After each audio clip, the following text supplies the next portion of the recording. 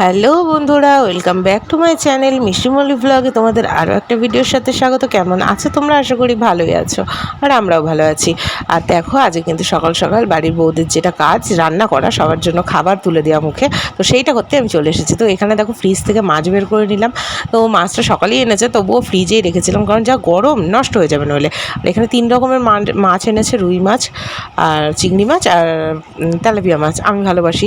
আর ওখানে সরপুঁটি মাছও আছে। আর এখানে একটা স্পেশাল রান্না করব, তার জন্য সবজি সব কেটে গুছিয়ে নিয়েছি।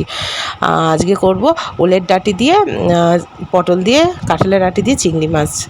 ঠিক আছে, তো এই রান্নাটা কিন্তু একটা ট্র্যাডিশনাল রান্না, আর খেতে কিন্তু দুর্দান্ত ভালো হয়।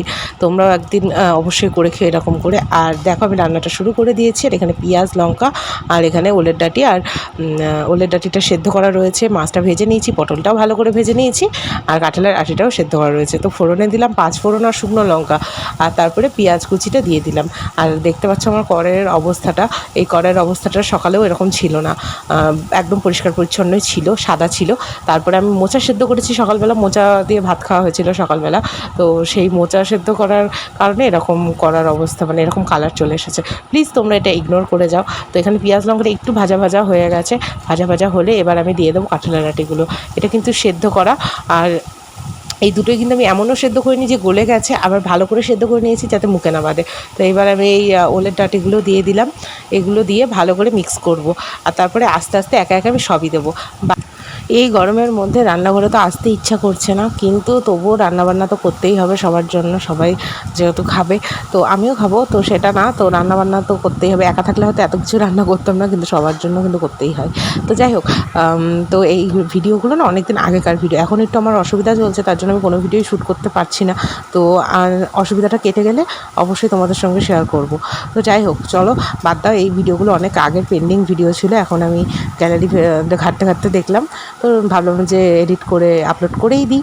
তো তোমরা একটু দেখতে পারবে। এই রান্নাটা কিন্তু সত্যি খুব ভালো হয়। আমি না অল্প একটু জলও দিয়েছিলাম, তো জলটা দিয়ে লবণ, চিনি, হলুদ সব কিছু দিয়ে ভালো করে মিক্স করে একটু ঢাকা দিয়ে রেখেছিলাম। লাস্টে চিংড়ি মাছগুলো দিয়ে আবারও একটু নেড়ে চেড়ে নামিয়ে নেবো। এই খাবারটা না এত সুন্দর হয়েছিল, মানে আমাদের বাড়ির প্রত্যেকটা মানুষ খেয়ে বলেছে দারুণ হয়েছে। তোমরাও কিন্তু অবশ্যই করে খেতে পারো। এইটা কিন্তু আমার মার থেকে আমার রান্নাটা শেখা। আমার মাও ভীষণ সুন্দর রান্না করে। তো যাই হোক, চলো এই রান্নাটা তো হয়ে গেলো, এবার মাছের ঝোলটা চটপট করে নিই। তো আবার পুজো টুজো দিয়ে অনেক কাজ আছে, তো সেগুলো করে পরে দেখা হচ্ছে। তো দেখো, আমি স্নান টান করে পুজো দিতে চলে এসেছি। পুজো দেওয়াটা তো আমারই থাকে, কারণ যদি আমার কোনো প্রবলেম না হয় তাহলে আমি কিন্তু পুজোটা দিতে খুবই ভালোবাসি আর পছন্দও করি। আর ঠাকুরের সেবা করবো না তো কার সেবা করবো, তাই না?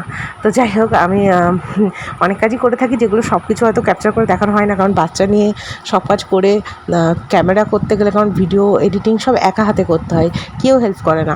তো এই এত কাজ একসাথে করতে গেলে প্রচণ্ড দেরি হয়ে যায়, কাজে লেট হয়ে যায়, তার জন্য আমি ঝটপট যেটা হয় সেটাই করি। তো দেখো আজকে রান্না কী হয়েছে, তো চলো তোমাদের সঙ্গে শেয়ার করে দিই।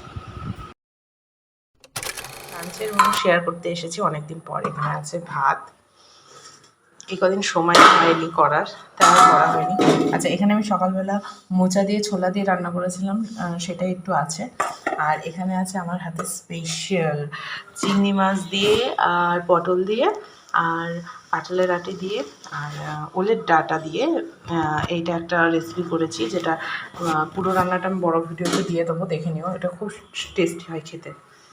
আর এখানে আছে মাছ দিয়ে, আলু দিয়ে একটা ঝোল। ঠিক আছে, আর এটাই তো মামামের মাছ আছে। আর আছে ল্যাটা মাছের ঝাল। ঠিক আছে, এটা আলাদা করে মামনি খায় না ছোঁয়া, তাই। তো এই হলো রান্নাবান্না। তোমরা কে কী খেলে জানিও। তো চলো আজকের জন্য টাটা। তো বাচ্চা নিয়ে তো আর দূরে কোথাও ঘুরতে যেতে পারছি না, তার রোজই আমরা মোট কথা বেরোই, আর ভালো লাগে আমাদের এটা, আর আমরা ঘুরতে যেতে পছন্দও করি। তো চলো আমরা একটু বেরোবেরো করি, আর তোমরা ভিডিওটা দেখতে থাকো। টাটা।